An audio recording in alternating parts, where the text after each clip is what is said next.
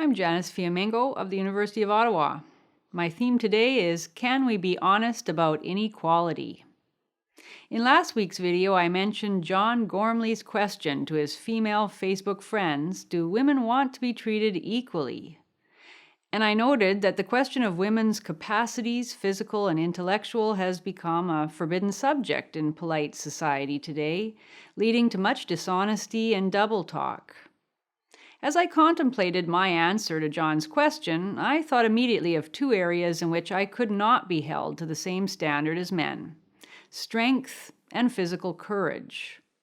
I'm long past the gym-going days, but when I did used to do weight training 15 years ago, before I realized it made me bulkier rather than trimmer, it didn't take acute powers of observation to note that even men who were thinner and lighter than I were significantly stronger.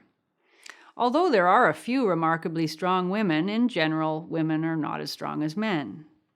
Which leads to the focus of my talk today: women in traditionally all-male occupations, particularly the military. Over the past few years, there's been a lot of talk in Canada and the United States about the position of women in the armed forces. And it's one of the public conversations in which the flagrant hypocrisy of mainstream feminist orthodoxy is starkly revealed. 2 years ago, the Canadian military was held up to much public scrutiny for failing to meet its gender and race targets. Having tried and been unable to bring women to 25% of military personnel, and worried that the Canadian Human Rights Commission might impose conditions on the forces to meet these targets, the Defense Department requested of the Canadian government that the gender target be reduced to 17.6% as a more manageable goal. Well, the politically correct press immediately voiced an aggrieved protest. The Huffington Post's Rachel DeCoste called the statement by the Canadian forces, quote, a stunning admission of failure.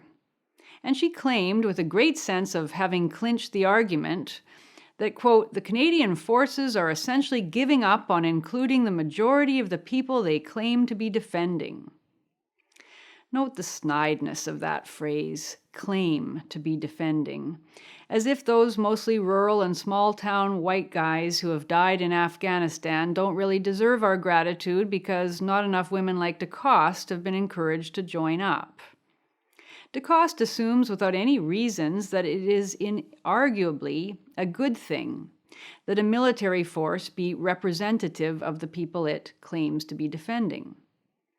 Well, I can maybe see that argument being applied, only maybe, in a field like teaching, where it may be good for kids, other things being equal, to have teachers who are representative of the national population. But in the military? Nonsense. There are all sorts of people who are not represented in the Canadian military: the very old, children, pregnant women, people with disabilities, and a lot of wusses like me who literally can't bear the sight of blood, who couldn't carry a fallen soldier from the battlefield or engage with enemy combatants if my life depended on it. Defending a population has nothing to do with representing that population in the ranks, and it would be disastrous if it did. More on this later. DeCoste's bedrock assumption, like that of many other feminist commentators, is that the Canadian military is keeping a lot of qualified and willing women out of its ranks, mainly by its failure to clean up the supposedly rampant problem of sexual harassment and abuse that makes the military so unwelcoming for women. Of course, these are the same people who claim that university campuses are insidious rape cultures, and that sure isn't keeping female students away. The question of women's fitness for the military is never raised by DeCoste, though from any logical point of view it would seem unavoidable.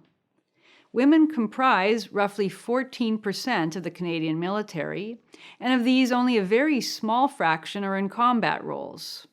In other words, in the area that most fundamentally reflects the armed forces' purpose to defend and protect Canadians, women account for only a tiny percentage. A mere glance at the number of casualties in the Afghanistan conflict points up the reality of what Lacoste and her feminist friends would call patriarchal privilege. Male deaths in combat vastly outnumber those of women. Of the 158 soldiers who have been killed to date, only 3 of them, or less than 2%, were female. So why are women so poorly represented on the front lines? Because most women can't do the job, don't want to do the job, and in cases where they can do it, can't do it as well as men. In 2012, a Post media report tried to deny this fact, arguing that Canadian women were taking an equal role in the Afghan conflict. The evidence brought forward for this preposterous claim was the sad death of Captain Nicola Goddard, killed in a Taliban ambush, the first Canadian female soldier killed in a combat role. Make no mistake, I honor Nicola Goddard's sacrifice. She's a more courageous woman than I, and I admire her love for her country and her incredible service.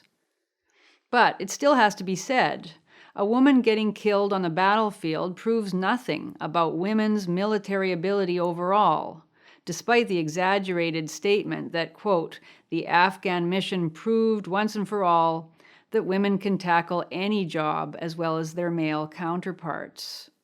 The article went on to admit that more military women than men suffer from post-traumatic stress disorder and depression. But the author explained these away as owing to the additional pressure women experienced in the military, quote, due to their minority status and stereotyping. We're to believe that the stress of stereotyping is worse even than that of being targeted by an enemy trying to kill you.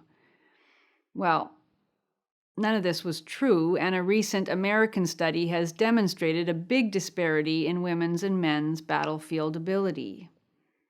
The U.S. Marine Corps examined over a year the impact of female integration on combat readiness and found conclusively that women cannot match male performance. Male units were faster, more effective, and able to evacuate casualties in less time. Overall, the study concluded all male squads performed better than mixed groups in 69% of the tasks evaluated. Women performed notably less well in their use of every individual weapon system, and in addition, women had higher injury rates than men. So in terms of women's own well-being, as well as the overall effectiveness of the fighting force, its ability to kill enemies and save wounded comrades, the study showed that the presence of women in combat units has a negative impact. This isn't about an ideal of egalitarianism, a desire to have a military force that looks like the wider population. This is the serious business of not putting military forces personnel in harm's way. This is about winning rather than losing wars. The fact that ability isn't the first thing everybody mentions when discussing women in the armed forces demonstrates how deeply the rot of feminist egalitarianism has eaten into the fabric of our society. I, for one, don't want to live in an egalitarian society. I want to live in a merit-based society. I want exceptional women to have the chance to succeed, to contribute their gifts. But I do not want a fake equality established by government dictate. And I'm tired of hearing from women and their feminist allies about how we have to do more to make sure women succeed. Men have always paid the bigger price and contributed more as a class to the protection and technological development of civilization than women. And in the tolerant, humane society we created in the West, men often allowed women to forget that fact. It is appropriate and just for women to remember it.